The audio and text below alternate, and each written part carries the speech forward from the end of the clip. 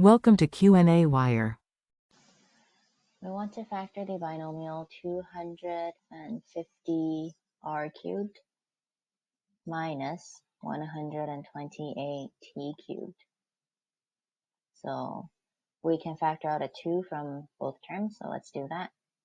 That'll be 2 times 125r cubed minus 64t cubed. So in brackets, we have a difference of cubes. So let's rewrite that. That's going to be 2 times, and it'll be 5r all cubed minus 4t all cubed. So we know we can factor that into 5r minus 4t, and then it'll be 5r all squared plus 5r times 4t, and then plus 4t all squared.